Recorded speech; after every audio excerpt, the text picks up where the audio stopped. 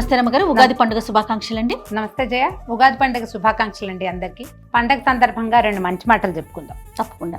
క్రోధినామ సంవత్సరంలో నుంచి విశ్వావసులోకి వస్తున్నాం. అవును రమ్మగారు. అయితే ప్రతి సంవత్సరము మనం ఏంటి న్యూ ఇయర్ రిజల్యూషన్ అనుకుంటాం కదా. న్యూ ఇయర్ రిజల్యూషన్ మనం January 1st చెప్పుకుంటాం. ఉగాది పండగకి ఎందుకు రిజల్యూషన్ తీసుకోకూడదు? మనం తీసుకోవచ్చు కదా. ఖచ్చితంగా హెల్దీగా ఉండాలి, హెల్దీ ఫుడ్స్ తినాలి, బయట తినద్దు, ఏదైనా ఇంట్లో చేసుకుందాం. బోళ్ళన్ని కుకరీ ఛానల్స్ ఉన్నాయి, మేము కూడా 300కి పైగా వంటలు చేసాం.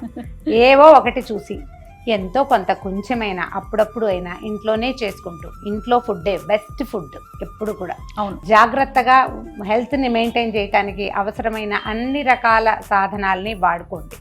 నాణ్యత మీద దృష్టి పెట్టండి. సాధ్యమైనంత సొంత చేత్తో చేసిన దాన్ని నమ్మండి. మంచి పేరెన్నికగన్న వస్తువుల్ని జాగ్రత్తగా వాడుకుని ఆరోగ్యాన్ని కాపాడుకోండి. అయితే మనం ఏం చేద్దాం, మినపప్పుతో చక్రాలు చేద్దాం జయ.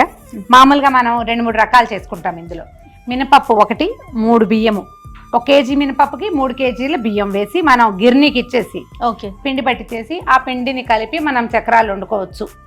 ఒకటి. అయితే రెండో మెథడ్, యాక్చువల్గా ఇది నా సొంత రెసిపీ కాదు జయ, ఎప్పుడో 20 ఏళ్ల క్రితం మా సిరి వాళ్ళు చేస్తారు ఈ మెథడ్. అప్పటి నుంచి అప్పుడప్పుడు నేను కూడా చేస్తున్నాను. మినపప్పు ఒక 2 గంటలు నానబెడతాం. మనం ఆ ఇడ్లీ పిండి, దోశ పిండి లాగానే శుభ్రంగా కడిగేయటం, ఓ 2 hours నానబెట్టడం. తర్వాత చక్కగా కడిగేసి 1కి 2 గ్లాసులు నీళ్ళు పోసి కుక్కర్లో పెట్టి ఉడకబెట్టేయటం. పిండి 1కి 2 గ్లాసులు. 1 గ్లాసు మినపప్పు అయితే 2 గ్లాసుల నీళ్లు పోసి ఒక 3 లేదా 4 విజిల్స్ రప్పిచ్చేస్తే కుక్కర్లో ఉడికిపోతుంది. నీరు కొంచెం సెపరేట్ చేసి ఆ పప్పుని గ్రైండ్ చేసేద్దాం. ఆ పిండి, ఆ ముద్దలో మనం బియ్య పిండి కలుపుకుని చక్రాలు వండుకుంటాం. భలే బాగా వస్తాయి, ఎంత మృదువుగా వస్తాయో. ఈజీ ప్రాసెస్ అండి. మినపప్పు మంచి క్వాలిటీ ఉన్న మినపప్పు తీసుకోండి. ఇందులో ఒకవేళ గుళ్ళు లేకపోతే మన దగ్గర చాయ్ పప్పు ఉందనుకో, అదైనా చేసుకోవచ్చు. పొట్టు మినపప్పుతో ఇదంతా బాగుండదండి, అందంగా రాదు. గుళ్ళే సెలెక్ట్ చేసుకోండి, కొంచెం మంచి క్వాలిటీ తీసుకుంటే సరిపోకుండా. మినపప్పుతో పాటు పిండి వంటలు చేస్తున్నాము అంటే ఆయిల్ ప్రధానం కదా. సో ఆయిల్ విషయంలో కూడా ఖచ్చితంగా కేర్ తీసుకోండి. ఫ్రీడమ్ పల్లి నూనె చాలా లైట్గా ఉంటుంది, హెల్దీగా ఉంటుంది. డెఫినెట్గా పిండి వంటల్లో ఫ్రీడమ్ రిఫైన్డ్ ఆయిల్ని ఉపయోగించండి. అలాగే మంచి నూనె అంటేనే ఫ్రీడమ్ ఆయిల్. ఫ్రీడమ్ ఆయిల్లో లీటర్ నూనె కొంటే అందులో ఖచ్చితంగా లీటర్ ఆయిల్ ఉంటుంది. అదే చాలా కంపెనీ నూనె ప్యాకెట్లలో లీటర్కి కొన్నా అందులో లీటర్ ఆయిల్ ఉండదు. అందుకే క్వాలిటీతో పాటు క్వాంటిటీ కూడా ఖచ్చితంగా ఇచ్చేది ఫ్రీడమ్ ఆయిల్ మాత్రమే. ఫ్రీడమ్ అంటేనే నమ్మకం. ఉడకబెట్టేసారమ్మా. ఇదిగో మినపప్పు నానబెట్టింది, తర్వాత ఉడకబెట్టాను చూడండి. ఇట్లా 3 విజిల్స్ తెప్పిస్తే ఇట్లా మృదువుగా అయిపోతుంది.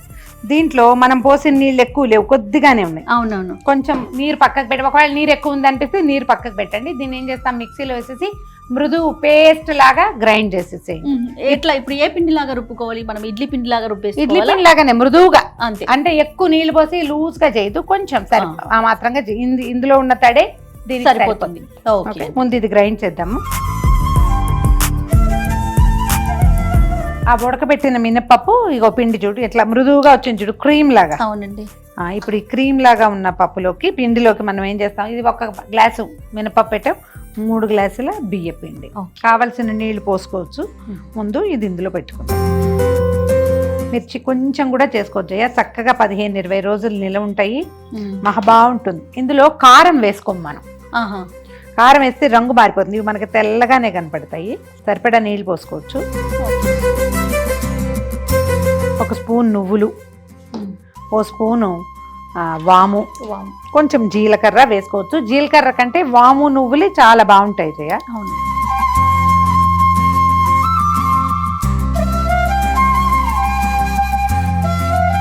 ఇప్పుడు దీనికి సరిపడా ఉప్పు కూడా వేసేసి, శనగపిండితో ఇలాంటివి చేసుకునేటప్పుడు మనం కొంచెం ఇంగు వేస్తాం. అవి నూనె ఒక 50 గ్రామ్స్ అట్లా నూనె కాచి, ఆ కాగిన నూనె దీంట్లో పోసుకోండి. పోసేసి ఏమది బాగా గుల్లబారి బాగా వస్తాయి ఇట్లా నూనె కనుక వేసుకుంటే. అవునవును. పిండి వంటలు దేంట్లో అయినా నూనె కాసుకొని కలుపుకుంటే బాగుంటాయి కదా. వెన్న వేసుకోవచ్చు. అయితే ఇలాంటి వాటికి కాగిన నూనె అయితే బాగుంటుంది. కొద్దిగా నీళ్ళు పోయి పిండి ఇగో ఇంత మృదువుగా కలుపుకోవాలి. దీన్ని టంగురాముడిలా చేసామనుకో రాళ్లల్లే వస్తాయి. అందుకని కలిపిన తర్వాత ఇప్పుడు మనకు ఒకవేళ ఉడకబెట్టిన నీళ్ళల్లో మిగిలిన నీళ్లు, ఆ నీళ్లు కూడా పోసేసుకోండి, ఏం పర్వాలేదు. దీన్ని లూజ్ గా ఉండాలన్నమాట, మరి పాకం పరిగెత్తకూడదు, టంగుగా ఉండకూడదు. కొద్దిగా మనం ఈ గిద్దల్లో పెడతాం కదా ఇలా అవును. దాంట్లో మురుకుల పావులో ఆ, ఆ పెట్టేటప్పుడు కూడా కొంచెం తడి చేయి చేసుకోవాలి. ఎందుకంటే ఈ మినపిండికి జిగురు ఎక్కువ కదా, అవునవును. బియ్యపిండి ఏమో మరపిండి బాగా నీళ్ళు లాగేస్తాయి. ఇలా కొంచెం తడి ఉన్నా మనకు ఏం వచ్చిన పర్వాలేదు. నూనె లాగుతుందని అలా ఏం ఫీల్ అవ్వకండి, ఏం కాదు. స్టవ్ వెలిగించినా మరి వెలిగించు. దీన్ని కొంచెం ఏదైనా తడి బట్ట కప్పి పక్కన పెట్టేసుకుందాము. ఉమ్, మనకి నూనె కాగే లోపల ఇది ఒక్క 5 నిమిషాలు నానుతుంది అంతే. ఏదైనా కొంచెం వెడల్పాటిది పెట్టుకోండి, ఎక్కువ లోతు లేకుండా వెడల్పు మూతి పెద్దదిగా ఉండేది పెట్టుకుంటే అవునండి, వీలుగా ఉంటుంది. అవును.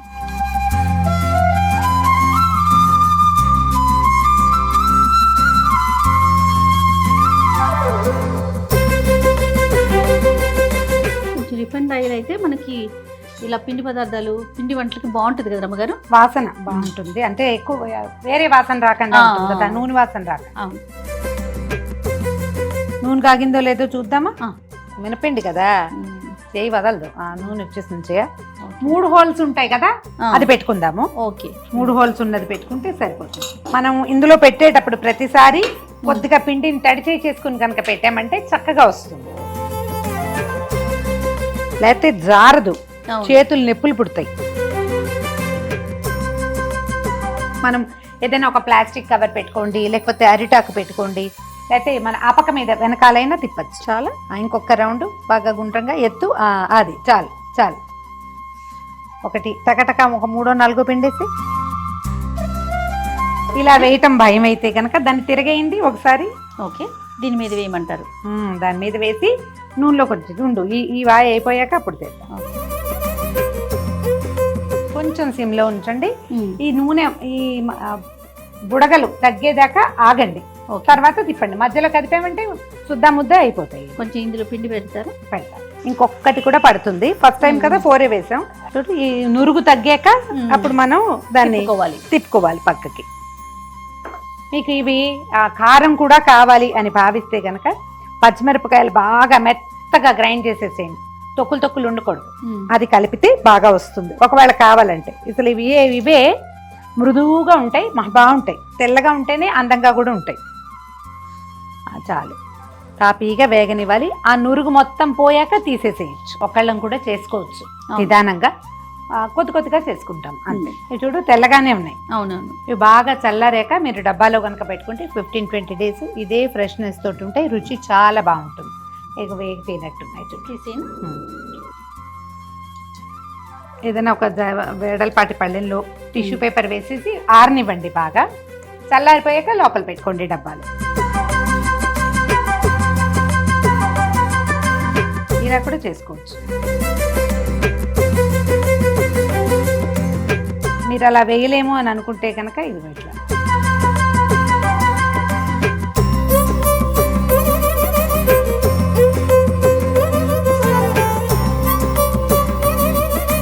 మీరు ప్రతిసారి కొంచెం తడి చేయి చేసుకుంటేనే ఈ పిండి ఈజీగా వస్తుంది మనకి. లేకపోతే రెక్కలు నొప్పులు పుడతాయి. ఇలా నురుగు తగ్గాక నిదానంగా తిరగేసేయండి. చూడు, ఒకటి చల్లారిందేమో ఎలా వచ్చిందో విరకొట్టి. చాలా బాగా వచ్చింది అమ్మగారు. Hi, wow, super. కరకరలాడుతుంది సౌండ్ చూడండి. మనం కాగిన నూనె పోయటము ఒకటి, అవును, దానివల్ల బాగా వస్తాయి. కాగిన నూనె పోస్తే చక్కగా వస్తాయి.